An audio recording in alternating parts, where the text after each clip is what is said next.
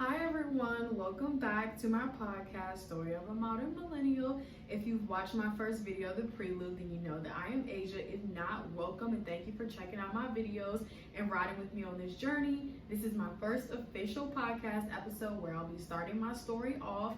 But before I start, I need y'all to like and comment on my previous video and on this video. I also need y'all to please go ahead and subscribe to my channel so that way when I post new episodes and you have your post notifications on, you'll get the ping for every single episode and you'll be able to know when I post new ones. I'm also going to include my social media handle right here so that way y'all can go ahead and follow me on Instagram, and you'll also see updates for new episodes right there as well as the weeks go on.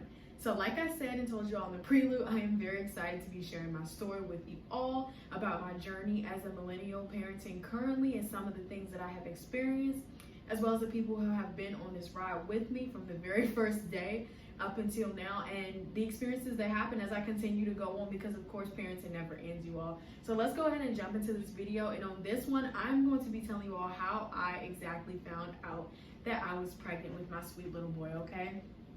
So guys, let me take it to the top. I went to one of the top high schools in my county, and I actually went for a health occupations program. The health occupations program was supposed to have me career ready to become a doctor, something that I had long time said that I really wanted to be.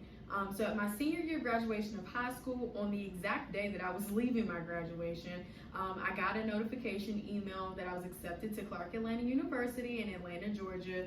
And I was like, okay, cool, I'm gonna go there. So I got in there and I didn't really know much about HBCUs, but I was excited to start my journey in Atlanta. So from there in 2014 of August, I left. I went to Atlanta, Georgia, and I started as a freshman at Clark Atlanta studying psychology, guys. So that was a very interesting journey for me to embark on. I had never, I've traveled before without my parents before then, but I always was pretty, cool with being at home and everything. But I was excited to start my college journey. I was pretty independent. Like, I was nervous, but ready, okay, y'all? So I started my journey there. I met new people. I was having a great time.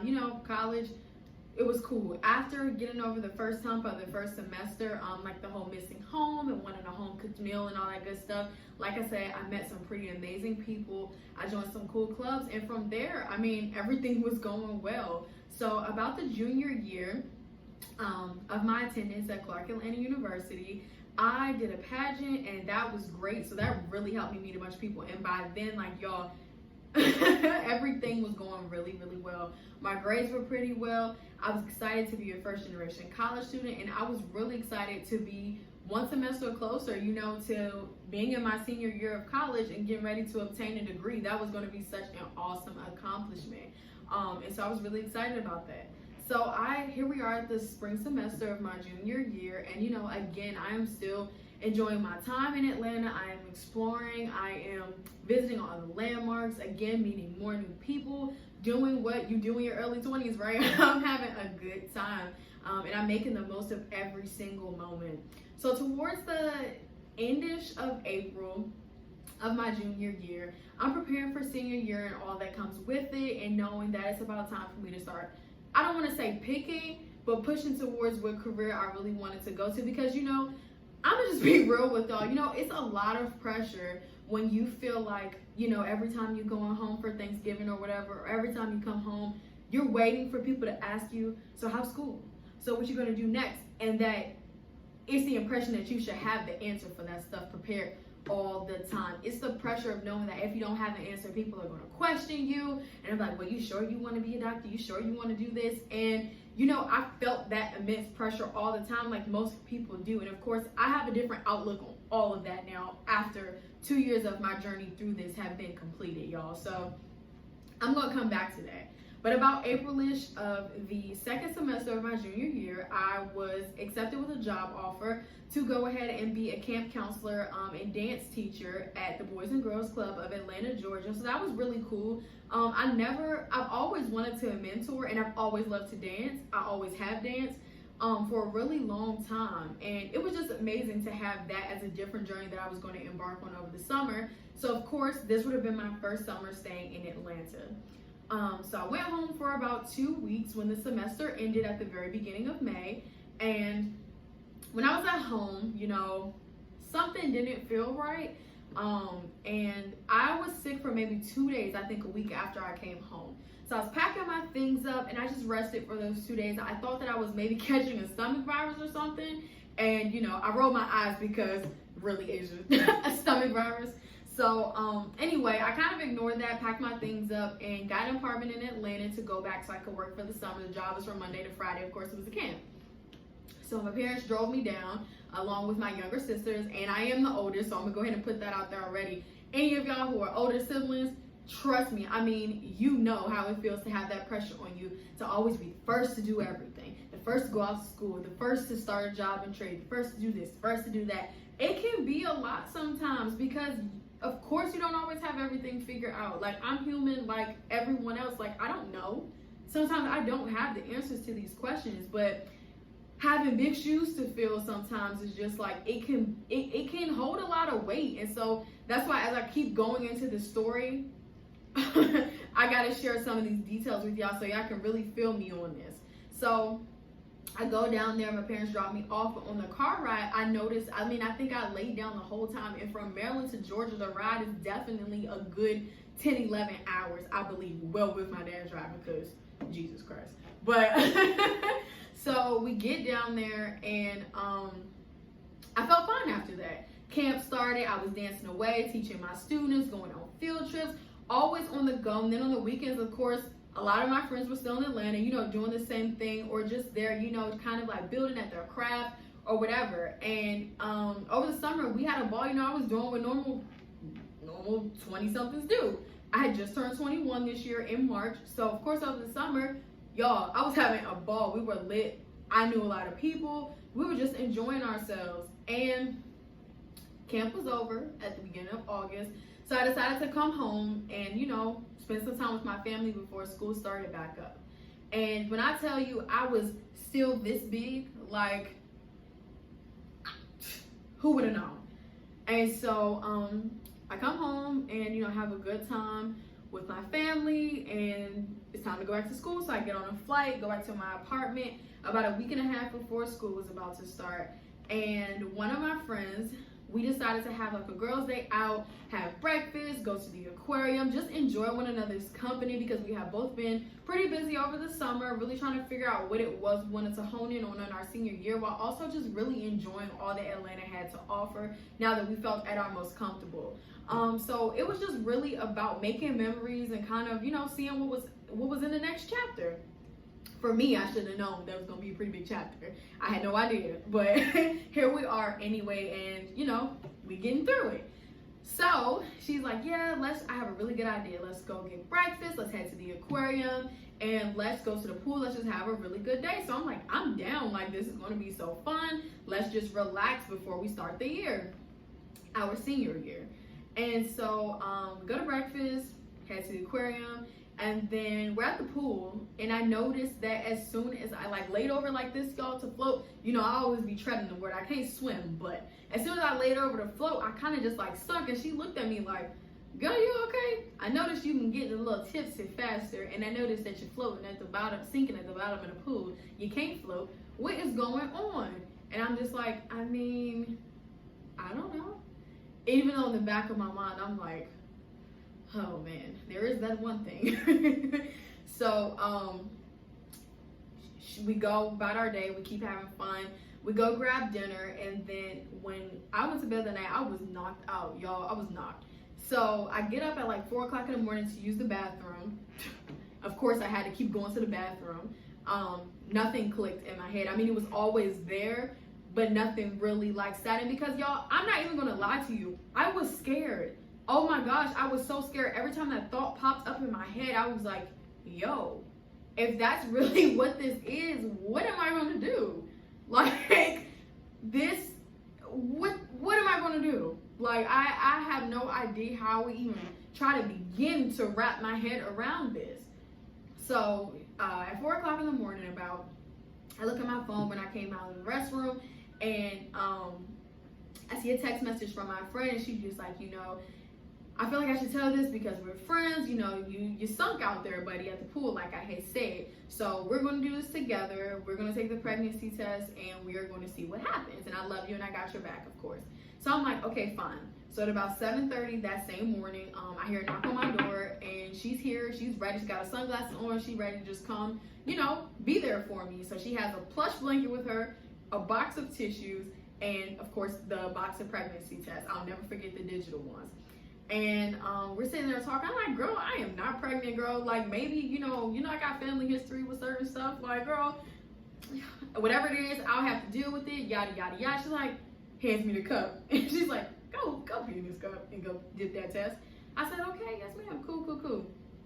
So go in the bathroom, and y'all, you know how you just know your body. I don't know why I haven't paid attention all summer, but as soon as I looked down and was getting ready to dip the stick, I'm like, that looked like it got a lot of HCG hormone up in that bad boy. So I lied to y'all not. That's exactly what I thought. This was me. This was my thought. So I dip it, and then I go sit back on my bed. So I'm like, you look at it when it beeps, because I just can't, I don't know what I'm gonna do. So she's looking, she's standing in the door to the bathroom, and I'm sitting on the bed, so we're facing each other horizontally. And she's looking at me, and I'm looking at her, and I'm still yamming off like a dummy, talking about some, yeah, girl, no, I'm not pregnant, blah, blah, blah, blah, blah. And she's looking down and looking up and looking down and looking up, and I'm just waiting for her to say it, because like I said, at that point, I kind of already knew, but we all in denial sometimes, because we're just scared, and that's just the reality of it. We're scared of what's to come. We're scared of what everyone else is going to think about us. We're scared of all of the above, and sometimes we don't even know why. We put all these thoughts in our head before we even actually try to process and digest something for ourselves.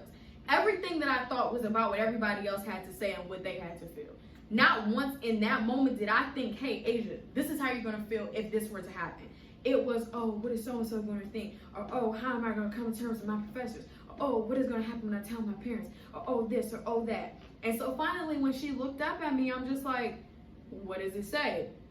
It didn't say anything yet. And then we keep talking, we proceed talking. And she finally gives me that look, and I'm like, no. And she's like, Asia. And then immediately, she burst with joy, like, wow, like, I couldn't see anybody else doing this. I kid you not, had my back. Me, myself, I'm not gonna lie to y'all, I fell out on the floor in tears, because like I say, it's those thoughts of this impression.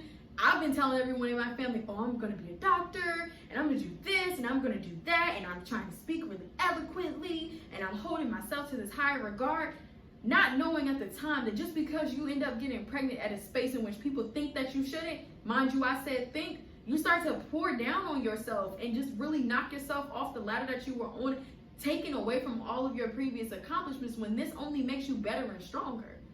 And so to this day, I really don't appreciate how I treated myself within that moment. And of course, again, fear. Fear can make us do some crazy things. It can make us say some crazy things, and it can make us feel some crazy ways about ourselves. But if we don't be open to change sometimes, and of course you're going to be upset, because y'all, I'm going to get to that. I don't even want to say rough time, but it took me a while to get back to me. It really did. And I feel like as long as you know deep down in your heart that every decision, and that may sound corny, but it's the truth, that deep down in your heart, every decision that you're making is for the betterment of you, and at some point, your child, or whatever route you decide to take, then you're doing the right thing.